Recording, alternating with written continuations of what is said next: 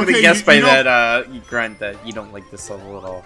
No, I hate it. Okay, so you know how Labyrinth Zone in Sonic 1 was the worst zone in that game? Mm-hmm. This is so much worse. Also, It's this worse. still clashes, dude. The background's 2D now. Like, make your choice. 3D or 2D. Yeah, that is interesting. Okay, I hate this zone because it drags so long, and they introduced some mechanics in X 2 and 3 that suck. They're bad, and I don't like them. Also, I don't know how I missed that. Yeah. I'm sorry, but... Also, one of these zones I ended up playing several times. Also, I love how I can't see where that Orbinaz orbs are. That's so cool. Sometimes Yeah, I got look lucky. past aesthetics, as proven with my friend Pedro, but like, jeez, man, I don't like it when there's inconsistency like that. Yeah, this is just such an ugly game in general.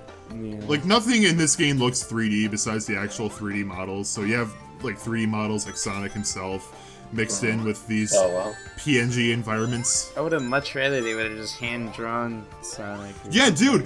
Yeah. My dream art style for a Sonic game is a Sonic game that takes the art style from the Sonic CD opening and turns that into a game. There's a fan game that's doing literally that called Sonic Freedom, and it looks amazing. Probably show footage. Image it. Yes, yeah, I will do that. It looks really cool, and I want a game, like an official game, to look like that. But this I don't like the way this game looks. In case I haven't made that clear. It's like this weird mix of like detailed but not detailed, and it just clashes so bad. Another thing I hate about the visuals in this game is the fact that Sonic is cel-shaded, but nothing else is. Yeah, that's exactly what I'm getting at. Yeah. Different art styles that don't mesh well. Yeah, like, why is specifically he cel-shaded? Nothing else. Yeah, I mean, if you're gonna go with I'll get cel past the shading, graphics, like, I'm sorry, but well, I was gonna say, like, if you're gonna go cel shading, fine, like, go all in. But if you're gonna go hand drawn, then go all in. Like, don't mix, don't constantly mix it. So he's really bright too. Like, he's supposed to be in a labyrinth or whatever. There is one level that's focused on darkness, and I hate it. It's the worst level in the game. Also, this game went back to the 3-act structure of Sonic 1, which I thought we all agreed was worse than what Sonic 2 and 3 did. Yeah, 2 acts is a much better balance, but this game did 3. I would assume because development time, like, you know, the assets are made so it's easier to make Act 3s for every zone instead of, like, 2 more zones in general. I don't know, probably. Like, even like those torches, like, they could have made the environment stand out better with the rest of the 3D models if they would have made those torches 3D too. I think that ball is the worst example because it's so clearly just a PNG rotating. Yeah. Look at that. Like, it's a ball. Different sprite. Yeah, and they've used 3D models like the previous act that we were in, so. Yeah, Sonic himself is 3D. Again, the new Super Mario Bros. Games has a similar art style where most things are pre-rendered in that game too, but one, I actually think those games don't look very good already, but two, I think they found a much better balance.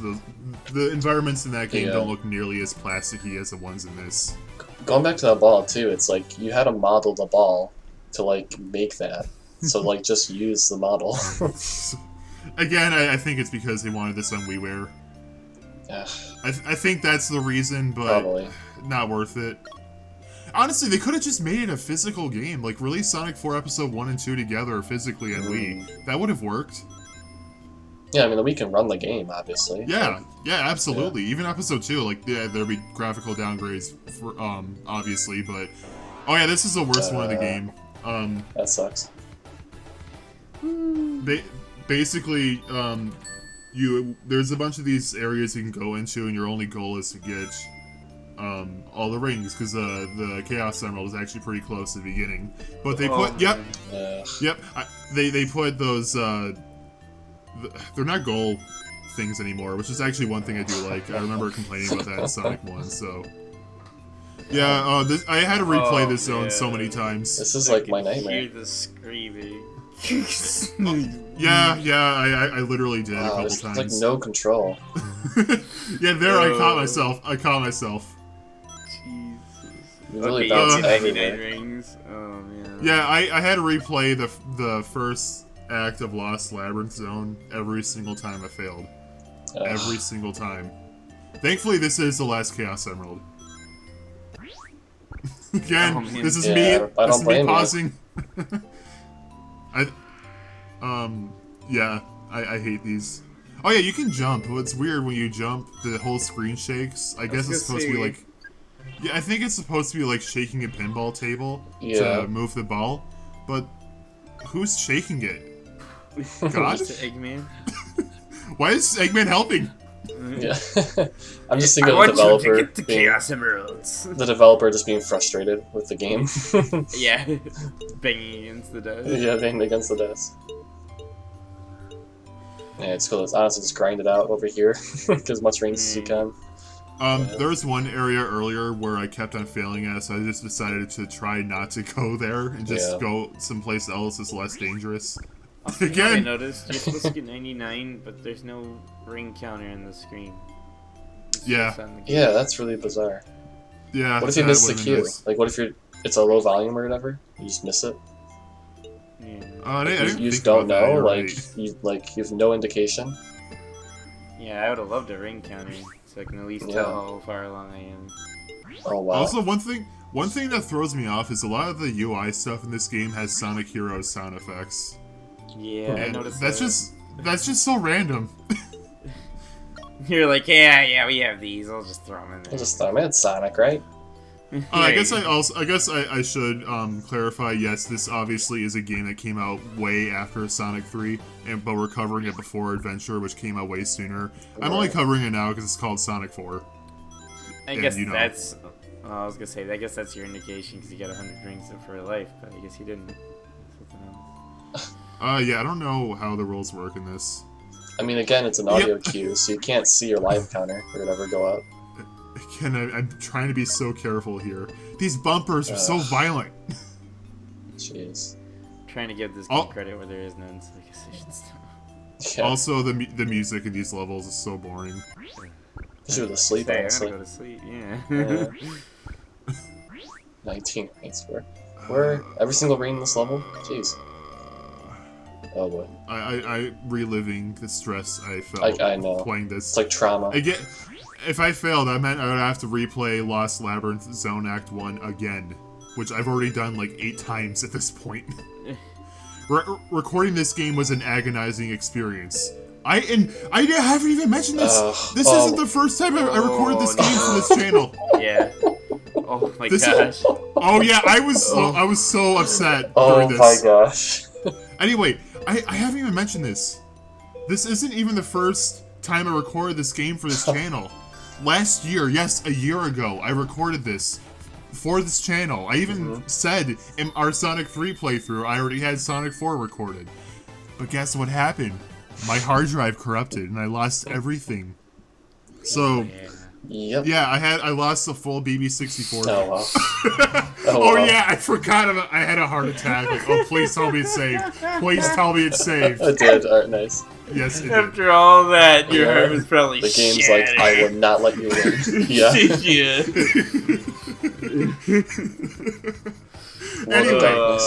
Anyway, I lost a full BB64 video on all of the other reindeer, which is going to be a Christmas special I made for that year. I'm going to remake it, I guess, next month. But yeah, I also lost all my Hat in Time footage I was going to use for my review, which I have since re-recorded. And I lost this. I also lost my Crash 2 footage, but whatever, I love that game, it's fine. Oh, hi Dylan! Dylan has a cameo in this recording. Yeah, I forgot that you were playing Sonic 4 and I I think I was trying to finish 100%, which I did do, by the way. I got all the achievements. Oh, cool. Oh, you actually completed a game beyond the Resident Evil 2 demo. Yes, I stalked my friend's Steam profiles. I'm still standing by it. Psychonauts 2 is a great game. Everybody should go play it. It looks good. Eventually, I just don't want to pay $60 for a sequel to a game I didn't like. Anyway, the mechanic for this game, this level sucks. the level is dark, and you have a torch, and you're supposed to light things on fire. It's not fun. But if you're supersonic, by the way, supersonics in this game, surprise, surprise, it lights up the entire level, so that makes it more tolerable. But the mechanic is annoying for other reasons that we'll see later. Jesus. Supersonic really does just like, he's not messing around. So the way this works is when you light up these torches, it'll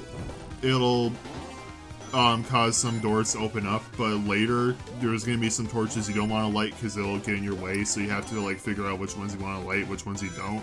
And that's not a fun mechanic, it's trial and error. It inherently goes against the core idea of Sonic, as in go fast, and it sucks. I was going to say that earlier too. I was like, it would be a cool idea if it wasn't Sonic. Yeah. But hey, it's cool Supersonic is in this game, because at this point in time, Supersonic hasn't been a thing you can play as in a normal level in so long. Right. I don't remember if Sonic Colors came out before this game, but if it didn't, then this would have been the first game to allow you to do this since, I think, Sonic 3. Yeah, this is the part I'm talking about. But since I'm Supersonic, you can jump higher as Supersonic, so I didn't light up every torch I needed to. Right. That's a cool idea for, like you said, again, a game that isn't Sonic. I mean, I still don't like it even outside the context of Sonic, because it's trial and error heavy. Like, you don't know which torches do what. Yeah, that's true. Well, I mean, it doesn't seem like that complicated of a puzzle. It's like at most 15 seconds. No, definitely way more than that. More than that. Okay. If you're not Supersonic, you can definitely get stuck there for like a minute. Okay. Also, the Supersonic theme in this game sucks. Yeah, I'm like, what is this theme? It's not a very long loop, and it's not even a good melody to begin with. Jun Snow, what happened? You're an excellent composer. What happened with this game? It's not even just the instrumentation being bad, it's just the melodies not being good. It just seems like a lot of low effort all around for this game. Yeah. Again, I know this game did start life as a mobile game, not Sonic 4. But still, they should always aim to make a good game. Man, they really just threw all these blocks at you. Yeah, this would have been during that time period where mobile games were still kind of like not very high budget at all. Well, I was thinking like this is around the time where a lot of gaming companies were like, "Oh, mobile, that's the future. That's the ticket." Like, scrap all console development. Everything's going to mobile. Yeah, they still weren't spending a lot on it, from what I remember. Yeah. This is like a lot of microtransactions. Donkey Kong Country. I was gonna say, this became DK Country. Alright, this is kind of a cool set piece, I'll admit that. Going through a minecart with like stuff exploding behind you, like the bombs are being set off because it's Sonic holding the torch. That's kind of a cool idea. There's like little small things in this game I can compliment, just nothing more broad than, oh, this is kind of cool. Like this one specific thing that happens in this one level is kind of neat. Yeah. Actually, some of the earlier mobile games that I remember are probably better than most of the modern ones today. It's because what the mobile market became, though. Yeah. Yeah, I can't play mobile games now. Like, there's some games I played that I probably would like if it wasn't so, you know, microtransaction-y. Like, I tried playing Crash on the Run, and honestly, it's a fun game for a little bit, but then it becomes insanely grindy unless you know, pay Activision them bucks. Yeah. And that sucks. The game has a lot of cool fan service in it too, so I wish I liked it. Like, they brought back cut enemies from Crash Twinsanity. Like, what? They brought back Mr. Crumb from this Tiger Electronics handheld Crash game from 1997.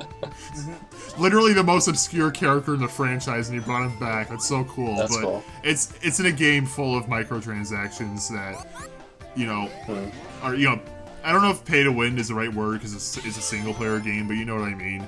Like, yeah. I don't like it. I mean, like, I've played Sonic Dash or whatever on mobile, and for what it is, it's fine.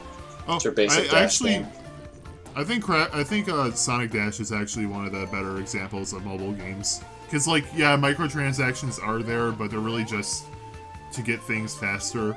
Otherwise, like, it's the same basic gameplay. Everything is cosmetic. I don't really mind that. My only issue is it forces ads on you, and there's no context where I like that.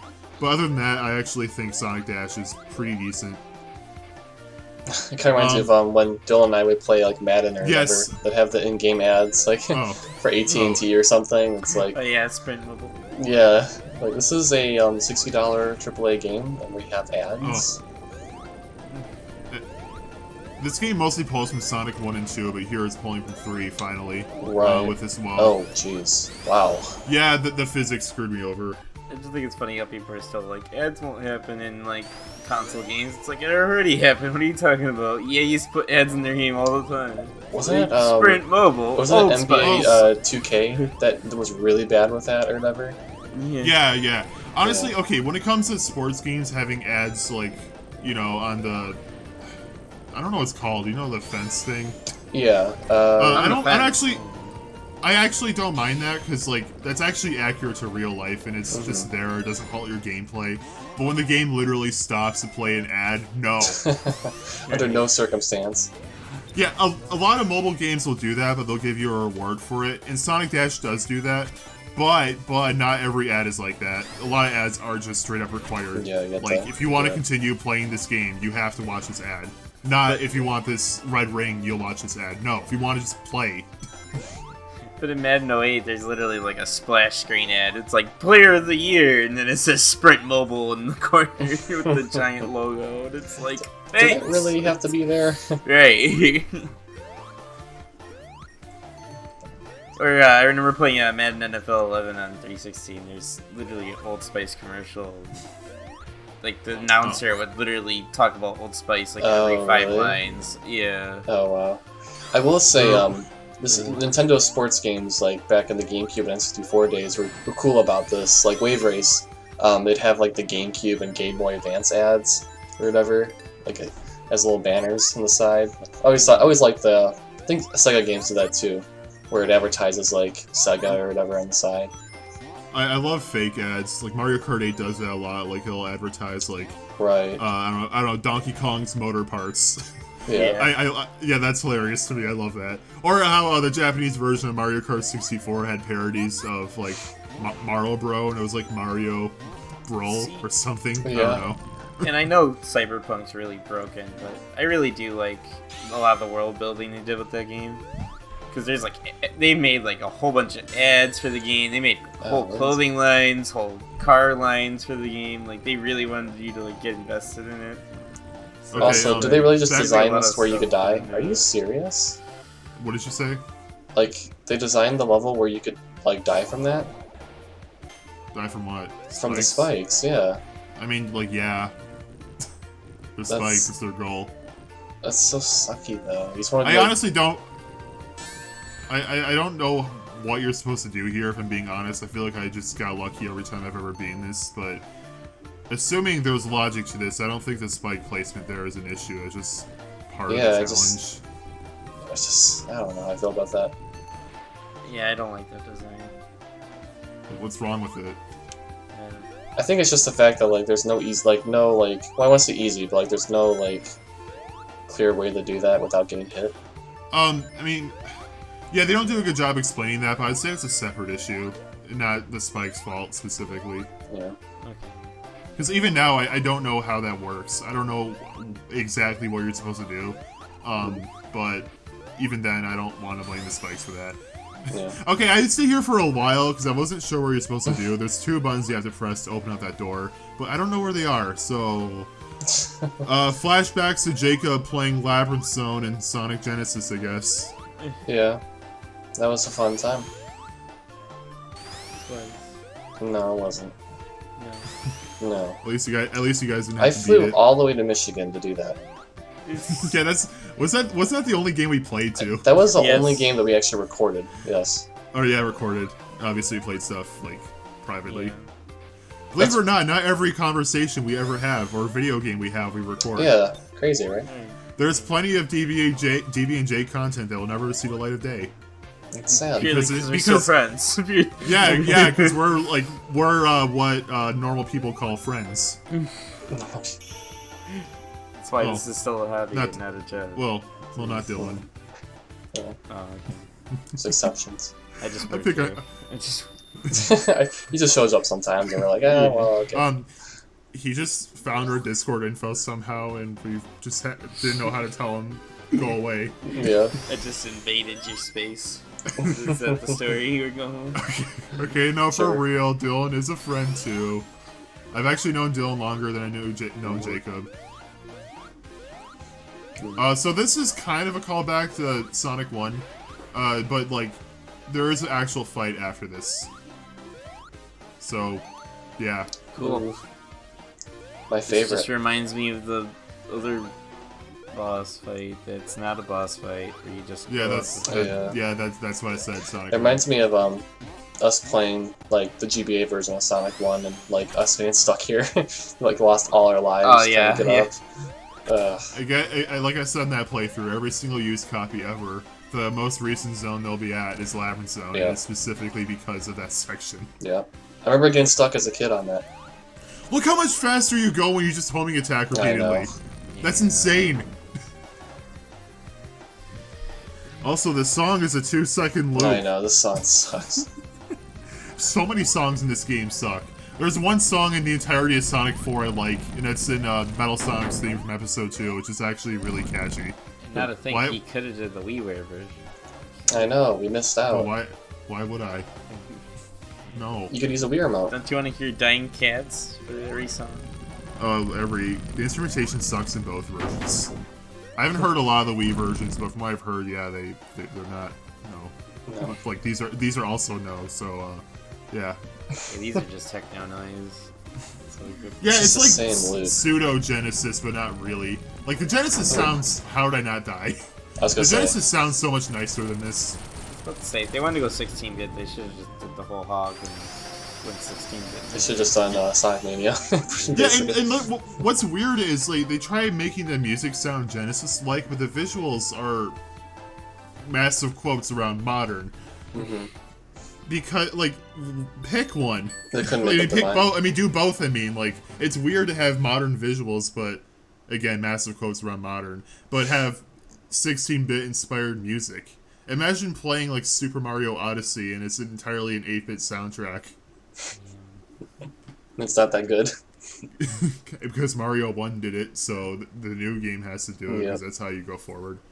Oh yeah, that reminds me, I'm just going to bring this up now, because I'm probably going to forget otherwise. The way they marketed this game is by saying that Sonic's other friends aren't in this. Sonic is the only one, because at the time the internet had this stupid idea that Sonic's friends are bad and shouldn't be a thing. And that bothers me. Like, that's a selling point?